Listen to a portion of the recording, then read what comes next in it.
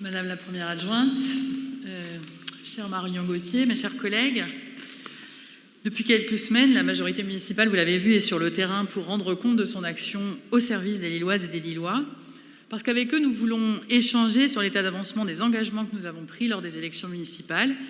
Et c'est aussi ce que nous faisons auprès du conseil municipal à chacune des étapes de la construction budgétaire. Depuis juin 2020, avec vous, chers collègues, nous avons déjà eu l'occasion d'avoir de nombreux débats sur les orientations budgétaires de notre majorité, sur la mise en œuvre de nos engagements, mais aussi sur la réalisation concrète des budgets que nous avons construits dans un contexte sanitaire très incertain, ainsi que le rappelait tout à l'heure Marion Gauthier. Mes collègues membres de l'Île en commun durable et solidaire ont pris à chaque fois la parole pour défendre le projet de mieux vivre social et écologique que nous portons pour notre ville et pour ses habitants. Et malgré les aléas conjoncturels que nous évoquions, les pertes de recettes liées à la fermeture d'un certain nombre d'établissements, d'équipements ou les nouvelles priorités identifiées dans une crise sanitaire qui a rapidement dégénéré en crise sociale, nous avons toujours tenu le cap de notre projet. Madame le maire l'a annoncé en octobre dernier, nous avions alors déjà lancé ou réalisé 70% des engagements pris devant les Lillois lors des élections municipales. Pour cela, évidemment, je veux remercier Madame le maire, Audrey Linkenheld et Marion Gauthier, ainsi que les services municipaux. La construction budgétaire, évidemment, est un exercice extrêmement méticuleux et c'est lui qui permet tout le reste. Il est la base de notre capacité à agir. Sans ce travail obstiné, il y aurait très peu de chances que notre majorité ait les moyens de tenir la barre de la politique ambitieuse que nous menons. Sans ce travail obstiné, il y aurait très peu de chances pour que nous puissions, en ce début d'année 2022, vous présenter un budget aussi solide et dont, après avoir entendu Marion, nous mesurons bien à quel point il est construit au service des Lilloises et des Lillois. Permettez-moi de rappeler à ce sujet qu'au moment où le président Macron avait annoncé le plan de relance, Martine Aubry demandait déjà la mise en œuvre d'un plan de relance sociale avec l'intuition que le ruissellement n'était en réalité qu'une figure rhétorique. Cet appel est évidemment toujours d'actualité puisque nous savons que sans volontarisme social, la croissance à 7%, affichée fièrement par un gouvernement en campagne, n'éclaboussera jamais celles et ceux que nous voulons pouvoir nous ramener vers l'éducation, l'emploi, la culture, la formation, le sport et la citoyenneté. Dans une société bouleversée par les conséquences de la crise, dans un monde en mutation, il faut un budget de relance sociale qui permette à nos politiques publiques d'irriguer tous les quartiers et d'aller vers chacun. Un budget qui assume la solidarité, qui assume de faire confiance aux associations, qui prend le pari de fédérer. Un budget qui, comme celui que nous vous présentons, assume l'augmentation de nos dépenses de fonctionnement et d'investissement. Ce budget social et écologique, comme tous les budgets que nous avons défendus à Lille, s'intéresse tout particulièrement aux Lilloises et aux Lillois. En 2022, nous allouerons au total plus de 66 millions d'euros à nos politiques de proximité et de solidarité, soit 14,5% de notre budget prévisionnel, pour combler les fractures entre les habitants, entre les quartiers, car nous ne voulons pas d'une ville à deux vitesses. Cela exige non seulement que nous maintenions un haut niveau de soutien à nos centres communaux d'action sociale, que nous renforcions nos actions envers les seniors et poursuivions la mise en œuvre de la stratégie jeunesse, mais également que nous continuions de soutenir les nombreuses associations qui s'inscrivent dans les priorités du contrat de ville qu'Arnaud Deslandes vous présentera ce soir. Nous continuons également de porter une attention particulière à la santé de nos concitoyennes et de nos concitoyens. Et après avoir renforcé les médiateurs santé et développé des consultations gratuites en santé mentale dans toutes les mairies de quartier, c'est l'opération Bus du Cœur que nous pérenniserons en 2022 pour rapprocher d'un parcours de soins toujours davantage de femmes isolées. Je veux aussi mentionner la sécurité et la tranquillité publique, puisqu'elles sont deux piliers de notre projet de justice sociale, parce que nous sommes déterminés à faire en sorte que chaque Lillois, quels que soient ses moyens et son quartier, ait la possibilité de vivre tranquillement, librement et donc dignement. 25 postes de policiers municipaux supplémentaires sont intégrés à ce budget 2022 afin de réaliser dès cette année la promesse de porter à 120 agents nos effectifs. Notre budget de relance sociale, c'est aussi un budget qui assume la déprécarisation et l'amélioration des conditions de travail d'un certain nombre d'agents municipaux et qui soutient fortement l'apprentissage. J'évoquais tout à l'heure la croissance économique que certains brandissent comme des arguments électoraux. Je voudrais vous rappeler que la semaine dernière, nous étions quelques-uns dans cette Assemblée à nous tenir aux côtés des salariés des secteurs publics et privés mobilisés pour revendiquer l'augmentation de leur rémunération et l'amélioration de leurs conditions de travail. Nous avons déjà eu l'occasion de le dire dans ce Conseil, ce sont à nos agents que nous devons la continuité du service public et le maintien de l'accueil physique dans les quartiers, qu'ils en soient ici remerciés.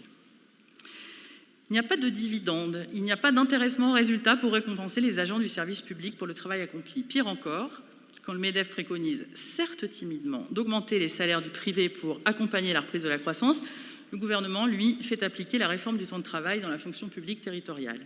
Alors évidemment, comme républicains, nous faisons appliquer les lois votées par la représentation nationale.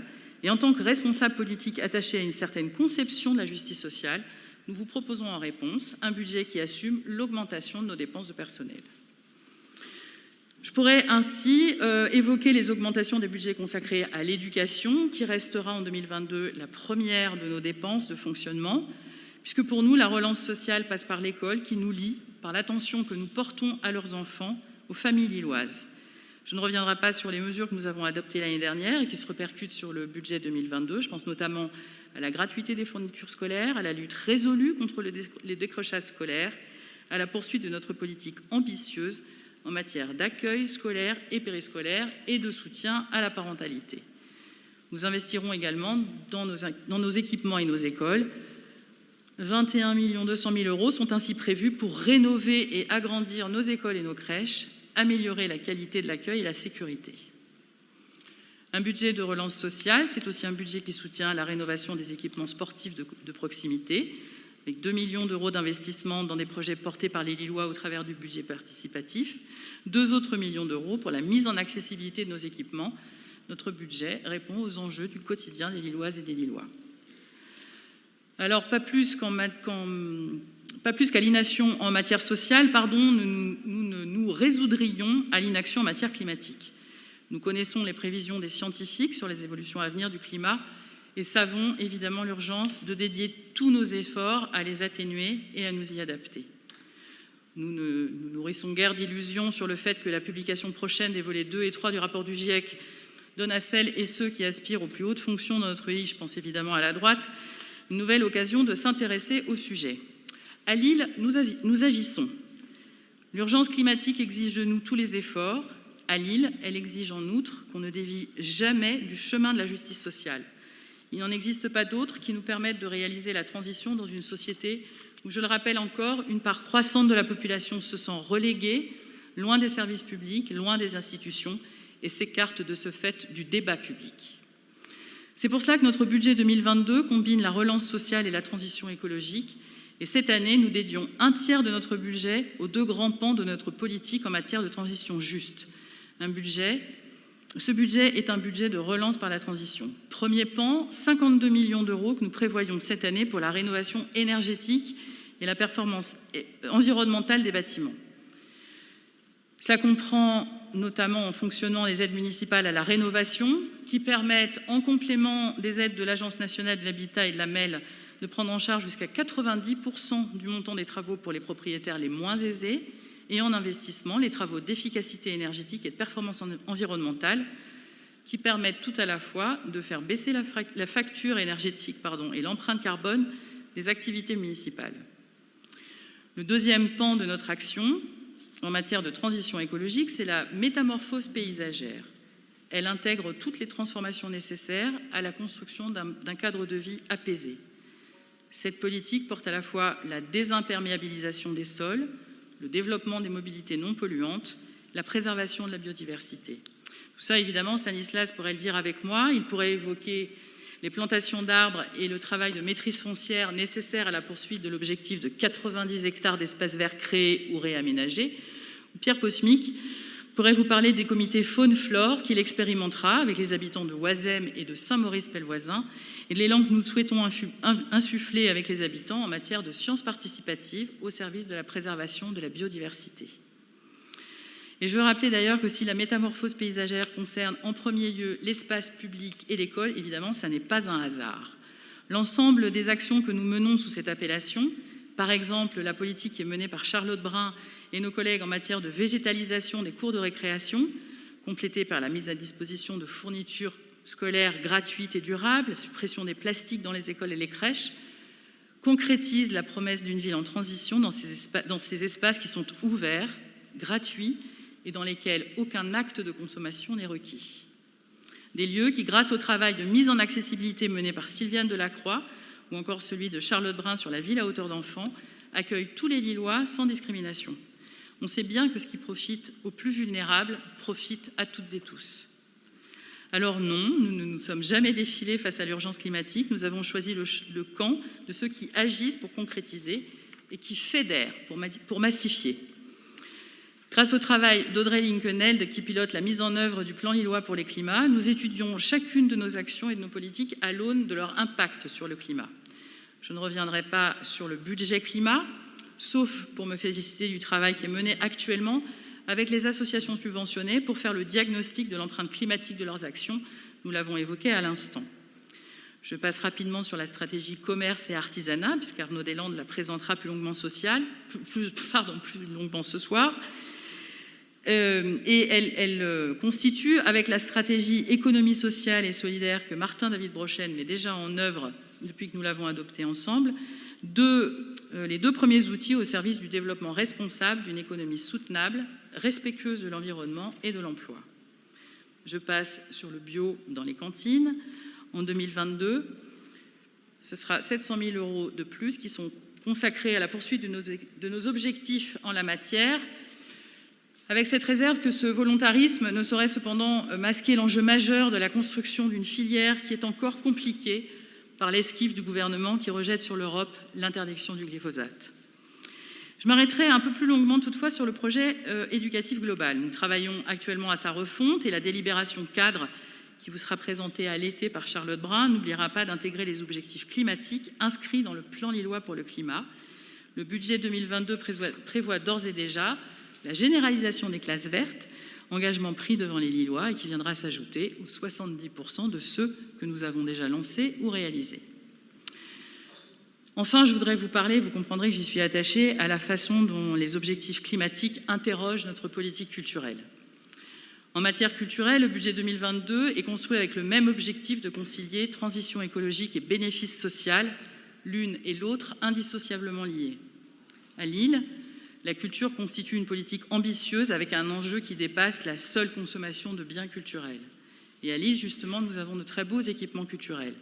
Ce n'est pas seulement une chance inouïe, puisque c'est le fruit d'une volonté qui n'a jamais été reniée de défendre le service public local de la culture et de nous doter des outils nécessaires pour mener dans ce domaine une véritable politique de justice sociale. Je ne reviens pas sur toutes les dimensions de cette politique, je veux toutefois mentionner en 2022 la hausse des budgets de fonctionnement pour l'éducation artistique et culturelle et pour la lecture, car ce sont deux politiques qui sont les pierres angulaires à la fois de notre politique culturelle et de notre politique éducative.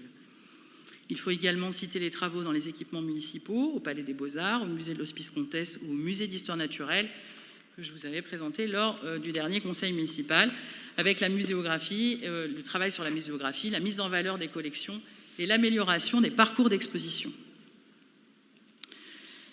Le 14 mai prochain, nous ouvrirons la nouvelle saison de Lille 3000 Utopia. Elle sera la première saison de Lille 3000 depuis l'irruption de la pandémie dans nos vies et évidemment, cela a soulevé de nombreuses questions.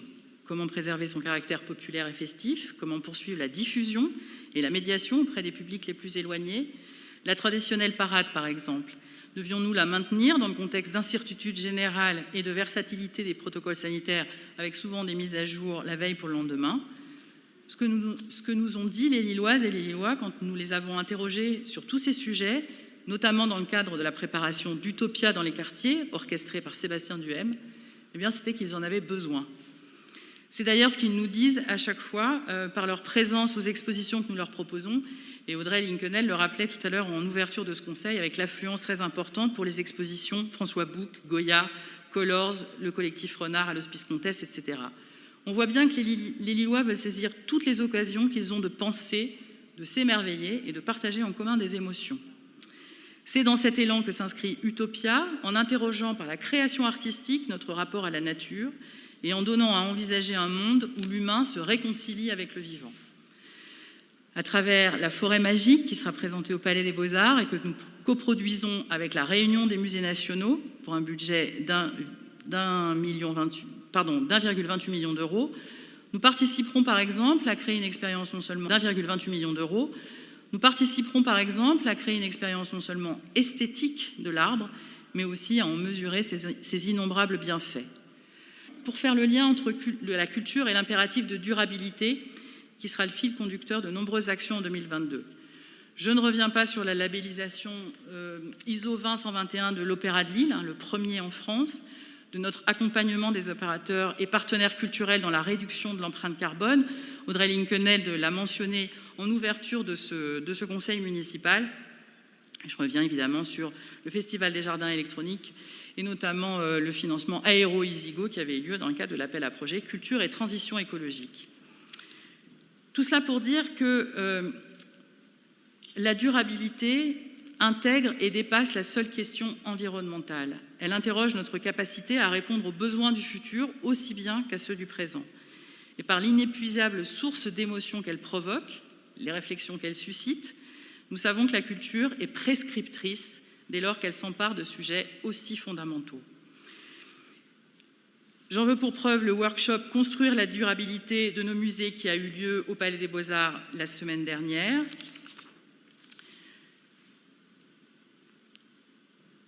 Et donc, rappeler qu'à Lille, plusieurs réponses sont engagées en 2022 sur cette question de la durabilité.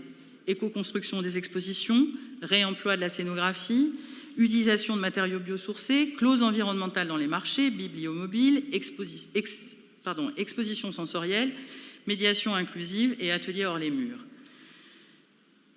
Nous partagerons, comme Audrey Linkenheld l'a dit tout à l'heure, ces expériences avec 140 villes européennes membres d'Eurocities dans le cadre d'un événement co-organisé avec la MEL et consacré à la culture durable. Et ainsi, nous amorçons pour 2024, 20 ans après que Lille a été capitale européenne de la culture, les conditions pour qu'elle devienne capitale de la culture durable. Voici en quelques mots donc notre analyse de ce budget 2022, dont je remercie élus et services pour son élaboration. Parce qu'il lie la justice sociale à la transition écologique, il donne à notre ville les moyens d'aller vers toutes les Lilloises et tous les Lillois, y compris les plus fragiles et les plus vulnérables d'entre eux.